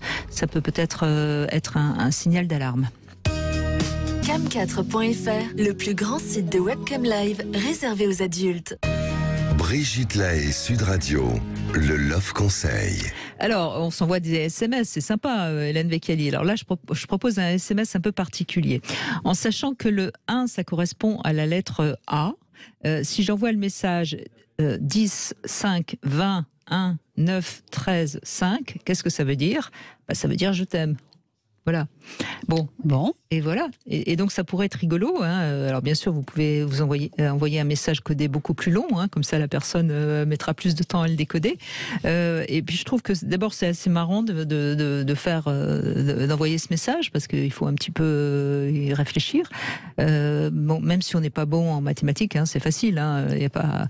Et puis votre partenaire va prendre un certain temps pour le décoder. Et peut-être que ça l'amusera, que ça l'excitera. Voilà. Et puis ça nous permettra d'évaluer son QI. S'il répond pas, ou qu'il répond à côté. Il faut peut-être un peu préciser quand même, parce que sinon, il suffit il faut pas trop préciser quand même. Il faut juste dire le 1 égale A. Et puis après, vous envoyez le message codé et puis vous pourrez tester son intelligence. Voilà. Quelqu'un d'à peu près intelligent devrait tout de suite comprendre. On le verra alors. On verra. Oui. On va faire le test. On va faire le test. Allez, on continue à évoquer la perversion narcissique, mais demain, on sera avec Eric Allaire. Alors, on parle toujours des douleurs féminines lors des rapports. Et demain, on va parler des douleurs masculines. Voilà, parce que eux aussi, ils peuvent avoir mal. Et c'est important. Il y a même une fracture de la verge. Alors ça, c'est vraiment la douleur extrême. Mais on en parlera demain avec Eric Allaire. Et pour l'instant, c'est Anne que l'on retrouve. Bonjour Anne, merci de témoigner. Oui, bonjour Brigitte, bonjour Hélène. Bonjour Anne. Voilà, j'écoute votre émission depuis tout à l'heure, comme je l'écoute à peu près tous les jours. Et pour ma part, voilà, je suis partie en catastrophe, ça va faire 7 mois. Oui. J'ai tout quitté, voilà, mais Dieu merci, j'étais locataire, nous n'étions pas mariés, mais nous étions ensemble depuis 13 ans. Et je dois dire que, au fur et à mesure des 13 ans, je n'avais jamais vécu une chose pareille de ma vie. J'ai cru que je devenais folle. Donc j'ai fait des tentatives de suicide. La dernière en date a été celle de décembre 2021. Et je pense que c'est là que voilà, j'ai réalisé que je vivais vraiment quelque chose d'épouvantable. Et alors j'ai bien écouté les auditrices précédentes. Dans mon cas, aucune violence physique. Jamais. Jamais. Mais c'est ça qui est important, Anne, parce que quand on est tapé par quelqu'un, on a vraiment la preuve de cette violence, puisqu'on reçoit des coups. Mais la violence psychologique, elle est subjective finalement, et elle peut être quelque part un peu aveugle, et donc on ne se rend compte pas. C'est ce que dit d'ailleurs Jean-Charles Bouchou. Il parle de ces violences invisibles. Et parfois, les pervers narcissiques ont des violences très, très, très, très difficiles à décoder. Oui, ils ont vraiment le grand art. Il y a un livre d'un monsieur qui s'appelle Searles qui s'appelle L'art de rendre l'autre fou. C'est-à-dire qu'ils ont vraiment tout un tas de techniques, la double contrainte, c'est-à-dire qu'ils disent deux choses opposées en même temps, la mise sous hypnose, c'est-à-dire qu'ils sont capables de vous parler en faisant en sorte que vous vous retrouviez dans un état de conscience modifié. Ils sont capables aussi de découvrir des désirs cachés que vous ignorez et de les combler pour pouvoir après mieux les enlever et vous détruire. Donc vous avez raison, hein, vous avez une analyse très très juste. C'est-à-dire que les violences psychologiques sont invisibles. C'est vraiment un crime parfait.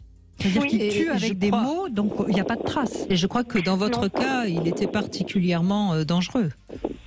Particulièrement dangereux, surtout qu'il était, il y avait vraiment la face victime très très présente. Et en même temps, quand il devenait persécuteur, c'était quelqu'un d'autre.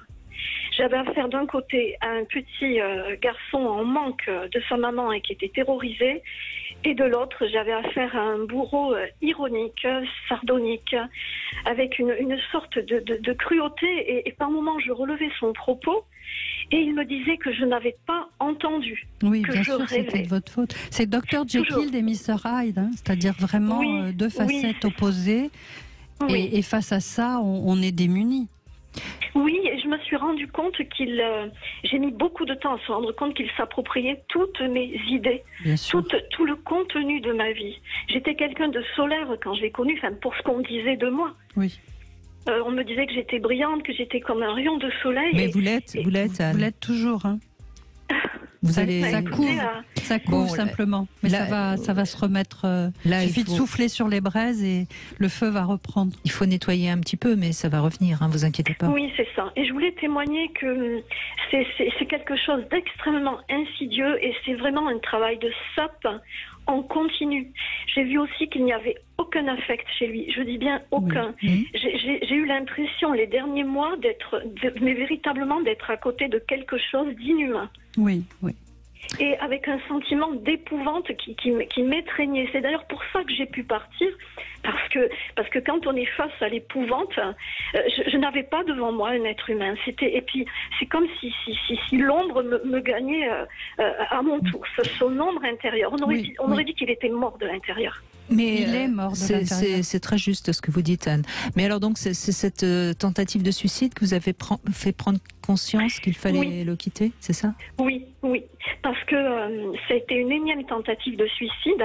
Donc j'ai laissé un mot.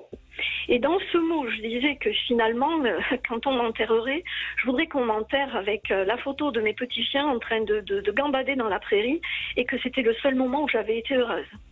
Donc on me récupère, etc. pour la énième fois aux urgences. Donc cette fois-ci, je suis pas passée par l'AREA, mais bon, ça n'a pas été mal non plus. Et donc à ce moment-là, il a été très très très ennuyé parce que la psychiatrie s'en mêlait. J'allais être suivie. Donc il a été très ennuyé. Les autres fois, vous n'avez pas été suivie? J'ai été suivie, mais il arrivait, il se précipitait à l'hôpital, il me prenait ma main et disait au médecin avec des larmes plein les yeux, « Oh, je suis vraiment désolée, je crois qu'elle perd la tête. » Et je l'ai vu même, je l'ai vu même à mes côtés. Je revenais à moi sur un lit d'hôpital, je le voyais à mes côtés avec des larmes plein les yeux et en train de me dire « Ce sont les uniques moments de ma vie où je peux ressentir quelque chose. » Ben oui, parce que là, il est au summum de sa gloire. Oui, c'est quelque chose d'inimaginable. Et je me rappelle d'une fois, on était en voiture tous les deux et il pestait parce que chaque fois nous prenions un petit chemin pour aller promener nos chiens. Et il y avait une petite voiture pour personnes handicapées avec un petit couple adorable à l'intérieur qui était un petit peu mal garé sur le chemin. Chaque fois, il entrait dans une colère froide contre ce petit couple. Et un soir, je lui ai dit, mais enfin, mais en plus, tu as été travailleur social, assistant social, tenez-vous bien. Et je lui ai dit, tu te rends compte? Et non, il a été d'une froideur et il m'a dit, mais tu sais pas, il me dit, tu ne mesures pas. Ils sont juste un obstacle sur ma route. Mais bien sûr. Tout comme ça, rien. Il faut faire sauter les obstacles sur sa route. C'est tout, c'est tout. Et je l'ai entendu me dire que s'il n'appelait plus ses amis, c'est qu'il ne tenait pas à eux et que j'étais folle d'éprouver des sentiments. Il m'a privé d'affection, il m'a privé de sexualité. Il me faisait croire que j'étais une femme dissolue parce que j'avais des pulsions et petit à petit, Mais je me suis éteinte dans des proportions inimaginables, quoi. Et tout était de ma faute. Et il y avait un double discours. Il refusait la communication. Il me faisait faire ses commissions. J'étais toujours l'intermédiaire. Donc les propos étaient mal interprétés. Tout comme ça, il s'est fait passer pour moi en écrivant des mails jusqu'à aller copier mon propre style et en me le montrant. Mais votre témoignage est important, Anne, parce que vous donnez des détails très précis qui correspondent exactement au profil. Oui, qui permettent de comprendre l'horreur que vous avez vécue et l'horreur de ce personnage. Oui, c'est ça. Et puis c'est le vide, j'insiste bien, c'est le vide. Il n'y a rien. J'avais du mal à le croire. C'est comme que quelqu'un de désincarné, une ombre. Oui, mais tout ça vous le dites aujourd'hui parce qu'évidemment vous avez pris du recul, vous êtes parti, mais quand vous étiez avec lui, vous n'aviez pas réellement pris conscience. Hein. C'est pour ça que vous êtes resté quand même 13 ans, c'est pas rien. Et je crois que c'est ça qu'il faut aussi comprendre, c'est que quelque part, comme il y a quand même des moments gentils et qu'il y a la nostalgie, j'imagine, du début, on reste, c'est ça ? Oui, c'est ça. Il y a la nostalgie de la période lune de miel. Il y a vraiment eu la période lune de miel, oui. Ce qu'il faut savoir, hein, et que les gens ne savent pas, c'est que cette période lune de miel, c'est pas la période lune de miel normale dans une relation amoureuse. C'est une période lune de miel plus. Parce que dans une relation normale, un homme, par exemple, un homme normal, on va dire, qui n'est pas pervers, a des émotions lui aussi et a des demandes. Donc, si vous voulez, dans la lune de miel, c'est chacun fait du bien à l'autre. Là, le pervers narcissique, il est entièrement dévoué au bien de sa femme, à faire en sorte qu'elle soit la plus comblée possible. C'est-à-dire qu'il se nie complètement, d'autant plus facilement qu'il n'a pas d'identité, pas d'émotion. Donc, il se met 100%, 180%, 200% au service de sa femme. Ce qui fait qu'elle vit quelque chose qu'elle ne vivra jamais avec aucun autre homme. Donc il faut comprendre que la nostalgie de cette lune de miel, elle est logique. Oui, c'est comme le nourrisson avec sa maman, quoi, voilà, qui s'occupe que de son nourrisson. C'est que tout d'un coup, c'est comme si elle avait gagné au loto, quoi.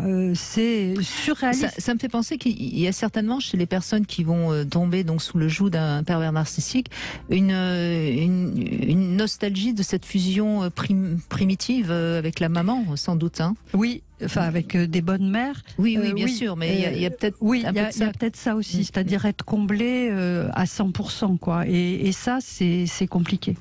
Je vous dirais mais n'oubliez surtout pas que si vous a choisi, c'est parce que vous êtes une belle personne, une personne solaire, et une personne qui a des qualités, et une personne qui est intelligente. Et ça, il l'a pas détruit parce que c'est vous.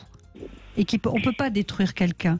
En revanche, détruire une période de sa vie et détruire une relation de couple et ébranler ce que vous pensez de vous, oui, mais ça se reconstruit, ça. Oui. Et ce que je voulais vous dire, oui, quand je l'ai connu, j'étais aide-soignante donc de profession. C'était très dur. En plus, j'avais beaucoup de routes tous les jours.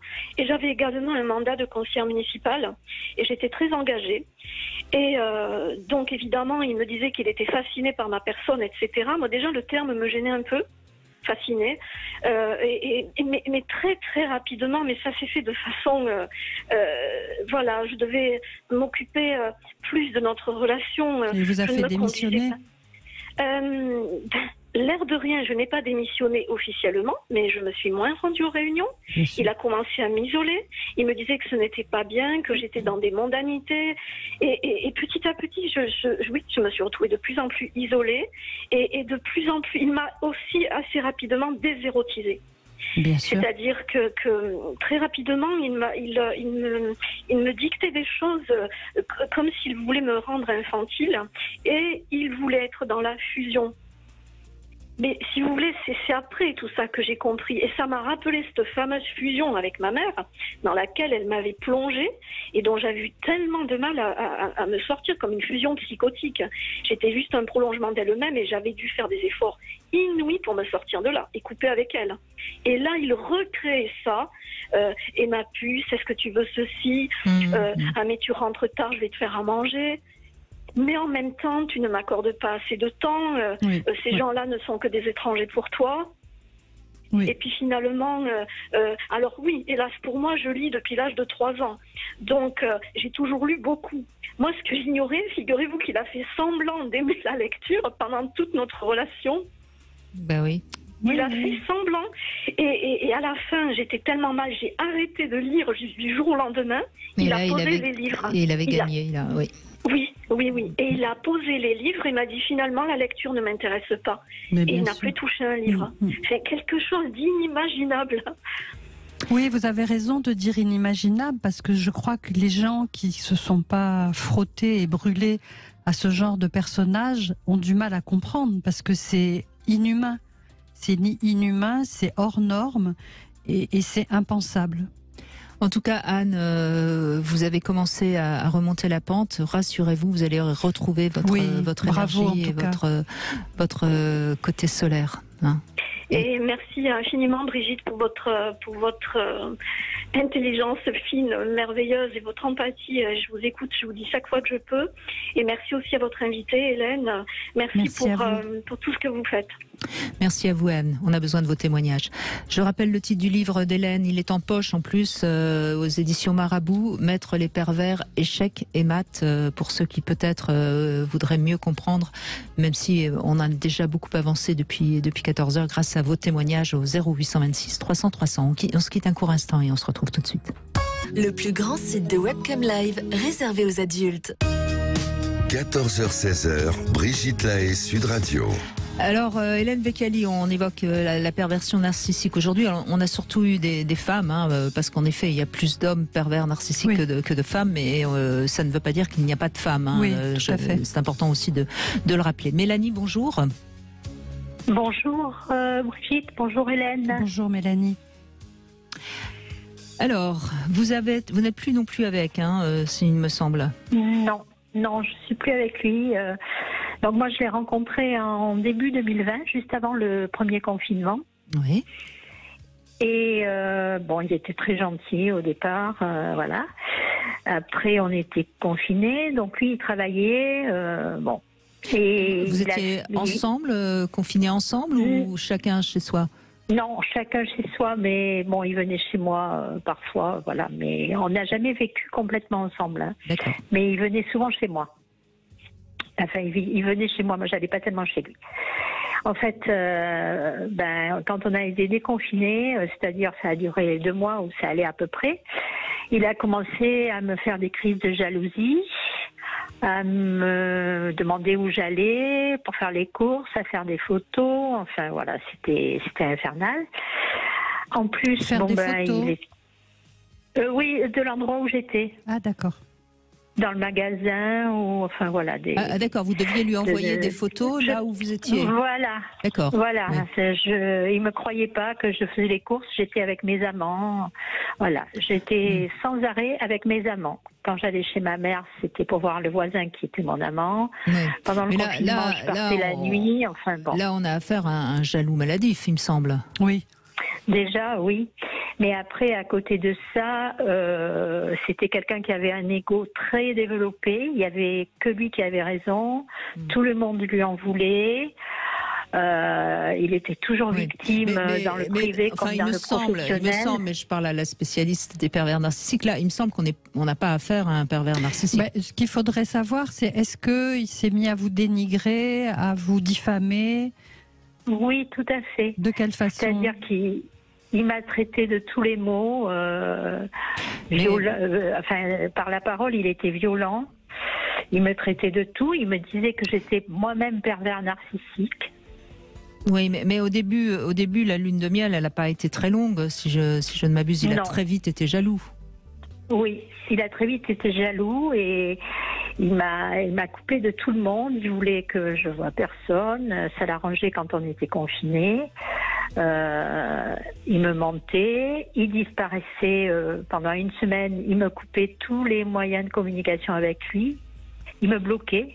Le téléphone, Facebook, enfin Messenger, il me bloquait. Il me donnait pas de nouvelles et il revenait.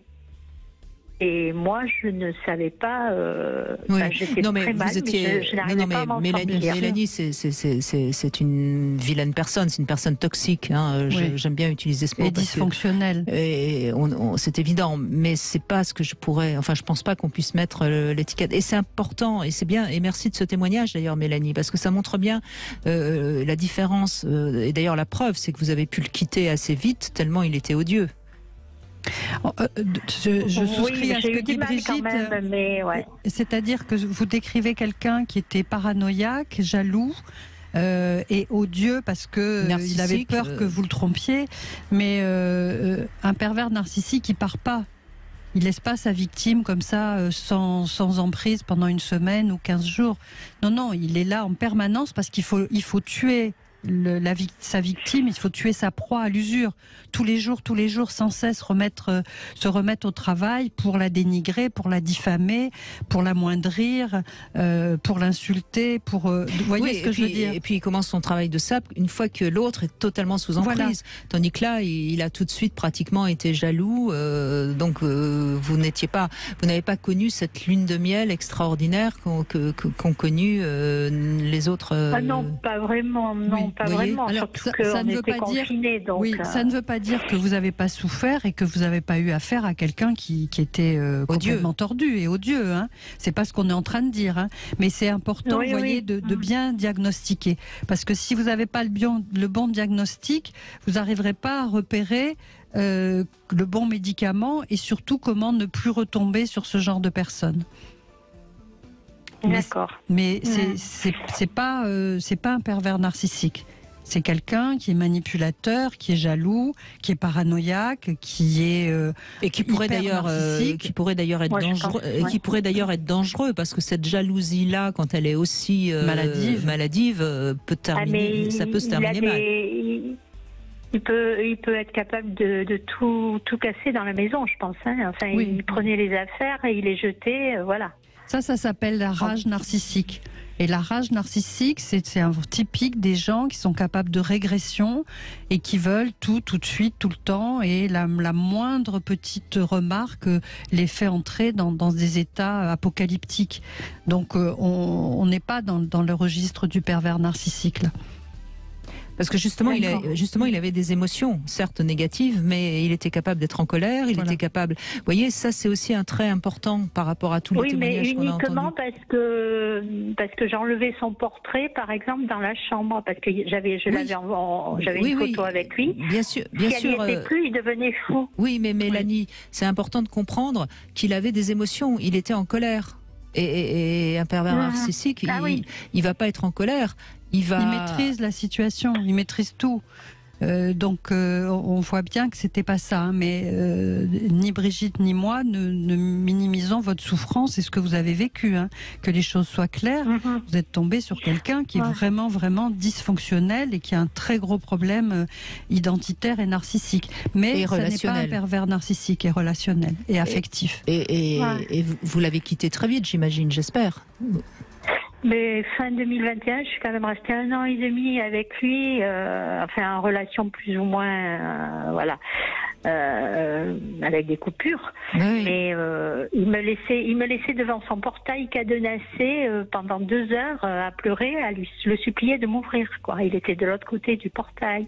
Il téléphonait à mes amis pour leur dire que que je le trompais sans arrêt, que j'étais. Oui, c'est un jaloux maladif et un gamin capricieux et qui a vraiment des problèmes énormes. Hein. Vous avez bien fait de partir. Mais je pense que c'est lié aussi à son enfance, parce qu'il me décrivait son père comme il était lui. Il s'entendait pas avec son père, il le critiquait. Et en fait, il me le décrivait et c'était lui qui le décrivait dans... Bien sûr. Écoutez, mais à la fin, j'avais l'impression que je devenais folle. Donc qu'il allait m'envoyer à un hôpital psychiatrique, en fait. J'avais vraiment ce sentiment et j'ai réussi. Oui, Mélanie, mais c'est vrai que ce qui est difficile avec des personnes qui dysfonctionnent, comme lui, c'est qu'il n'y a pas de communication réelle possible. Parce que dès que vous dites quelque chose qui peut le blesser, il se met en colère donc et j'imagine que parfois vous deviez avoir peur de lui. Mais oui, parfois ça m'est arrivé, oui. Bah oui, parce que et puis il était présent, enfin, il avait aucune empathie pour personne, il n'y avait que lui qui comptait. Enfin, c'était... Mais en même temps, quand j'étais malade, en réalité, c'était pas vrai. Enfin, voilà. Mais en réalité, c'est quelqu'un qui n'a pas du tout une bonne estime de lui-même. C'est quelqu'un qui va très mal. Oui, qui n'a pas confiance en lui. Vous l'avez reconnu, ça, quand même. Oui, il n'avait pas du tout confiance en lui, mais il le disait en plus. Il disait qu'il n'avait pas confiance en lui, mais c'était c'est invivable, quoi. Vraiment invivable. Et avec le recul, je me demande comment j'ai pu supporter, quoi. Bah parce qu'il y a eu sans doute un peu de beaux moments au début et puis parce que les grands jaloux, les grands jaloux au début, ils nous trouvent la 7e merveille du monde, hein, les grands jaloux au début. Ah oui, il disait au début, il disait que j'étais gentille, que j'étais très gentille, que je faisais tout très bien, la cuisine, machin, enfin voilà. Et puis après, c'était tout à fait l'opposé. Bon, en tout cas, merci de ce témoignage, parce que c'est important aussi qu'on ait un témoignage d'une personne odieuse. Hein, on n'a aucune envie de le rencontrer, votre ex, hein, je vous rassure, Mélanie, on le laisse à n'importe quel, à notre pire ennemi. Mais c'est important de voir qu'on peut rencontrer des personnes toxiques, odieuses. C'est pas pour autant des pervers narcissiques. Et c'était un peu le propos de cette émission, de bien expliquer ce qu'est le pervers narcissique. Et je crois qu'on a, grâce au témoignage, et je remercie tous ceux toutes celles qui ont témoigné, je crois qu'on a vraiment compris la différence entre poser le bon diagnostic. Bon, on a vu aussi avec le témoignage de Francis tout à l'heure, hein, qui n'était c'était pareil, une femme qui dysfonctionnait, mais qui n'était pas pervers narcissique, et c'est toute la différence. Hélène Vecchiali, merci beaucoup. Merci Brigitte. Je rappelle que vous êtes également l'auteur de ce livre, le dernier livre, Un zèbre sur le divan, et c'est aux éditions Albin Michel, où vous parlez des hauts potentiels intellectuels, voilà, ce qui n'est pas c'est pas non plus de la même chose que les pervers narcissiques, évidemment. Tout de suite, vous allez retrouver C'est votre avenir. Alors demain, on sera avec Eric Haller. On va parler des différentes douleurs des hommes lors des rapports sexuels, ou pas d'ailleurs. Hein. Quand je dis ça, ça peut être aussi des douleurs au niveau des organes génitaux. Donc si vous avez des douleurs, c'est pas normal. Hein. Je crois que l'on ne le dira jamais assez. Le corps, quand il souffre, il nous envoie un message, et que plus vite on en prend en compte, mieux c'est, parce que souvent ça passe pas tout seul. Donc on en parlera demain avec Eric Haller. Merci beaucoup Hélène Vecchiali. Juste un petit mot pour finir. Qu'est-ce que vous avez envie de dire à ceux qui nous écoutent et qui peut-être n'ont pas pu témoigner, mais bien, ne restez pas seuls. Les pervers narcissiques vous isolent, et vous, allez voir un médecin, allez voir un psy. Mais vraiment, ne restez pas seul. Si vous avez le moindre doute, vraiment, allez consulter, faites-vous aider, faites-vous accompagner. Ne restez pas seul.